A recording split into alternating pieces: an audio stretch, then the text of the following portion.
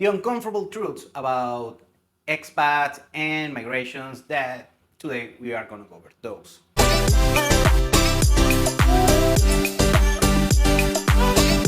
Welcome to Venezuela Insider, the only place in Venezuela for expats, digital nomads, entrepreneurs, investors, travelers, and related internationals.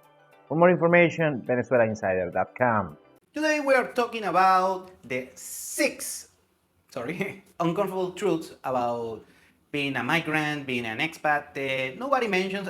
Everyone that is in this business kind of knows, but no one else mentions. And today, well, since it is my nature to be pragmatic and give you guys full story.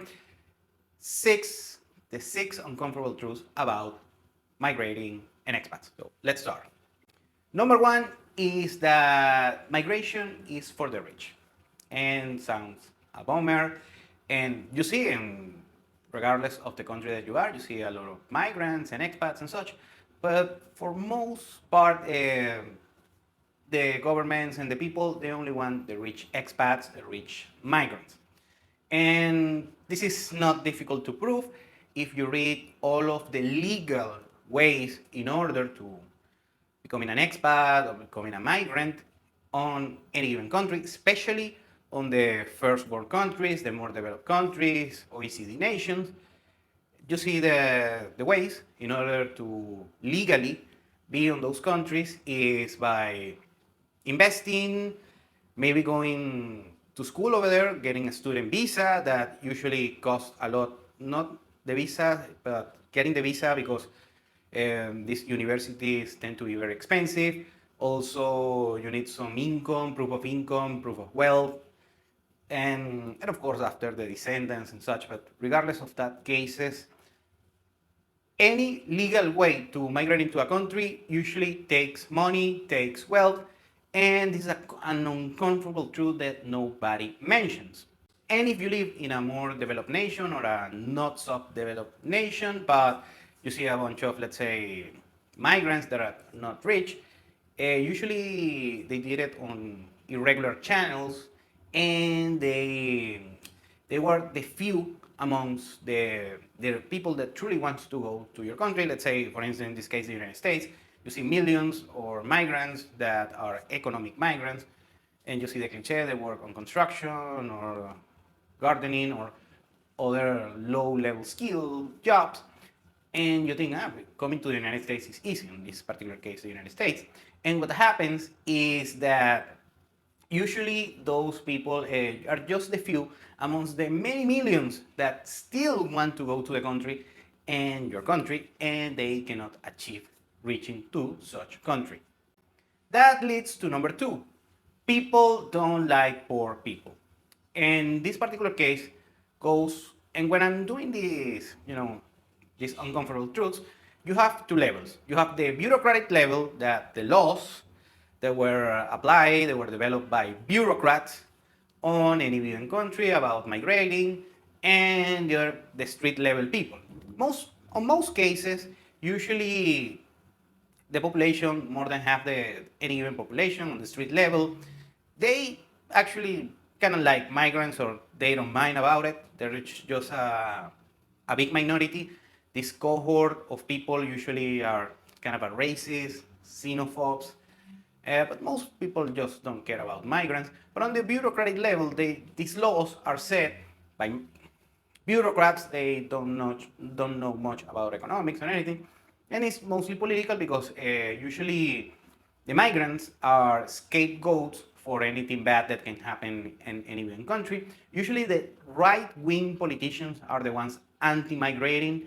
I'm not saying the left is, they love migrants or anything, but usually it's the right-wing people that take this anti-migration sentiment in order to win some votes. And migrants are just an easy target for them. Well, most cases, what happens is when you go poor, you go broke, or without an important wealth or income to any given country, what happens is they don't want you. On the bureaucratic level, it's going to be next to impossible to do your thing unless on certain legal issues or some agreements between your home country and the country that you arrive in, something like that. Like, for instance, on the European Union, when you can go from one country to another, if they're both EU nations. Well, what happens is, sadly, most these people they don't want migrants. And also, when they arrive, and when I'm talking about, let's say, the poor migrants, what happens is usually they are doing some human capital geo arbitrage. They come from less developed nations and they go to a more developed nation in order to, of course, improve their standard of living and maybe take care of their family on a better manner and give their family the best opportunities. And it's perfectly understandable. And actually, in most cases, most of them contribute to the local economy, enrich the economy. So I'm a big favor of having multiculturalism and having a mixed society under a certain degree. But in most cases, just people don't like poor people on their countries. They don't have the best opportunities. It's very hard to be a migrant, especially if you're an economic migrant. If you're watching this, I'm sympathetic on your situation. I wish you the best. But it's a sad fact. People don't like poor people on their country. Number three is that people from first world countries are better. Another way the new, let's say, new age racism and xenophobe works is that if you have a better passport, you have better opportunities in life overall. Let's say if someone from a less developed nation economically, like for instance India or Pakistan, and you're from there and you are a IT specialist, a programmer, a coder, an engineer, someone who is very valuable, very skillful. However, you come from India, you are going to have a very hard time migrating either legally or not so legally to another country, especially first world country. Meanwhile, if you come from you have a first world passport, a tier A passport, let's say the United States or Canada or a EU nation, and you are just a high school graduate, you're gonna have a way better treatment, you are gonna have way more opportunities, and your life is gonna be easy. Now, I'm not disregarding people from less developed nations like Asia or Africa, Sub-Saharan Africa, or Latin America for that matter, that goes to first world countries and they are very valuable, but they're gonna have a very, very, very, very hard time because when you don't have the right paperwork in order, it's gonna be very, very, very, very difficult in order to achieve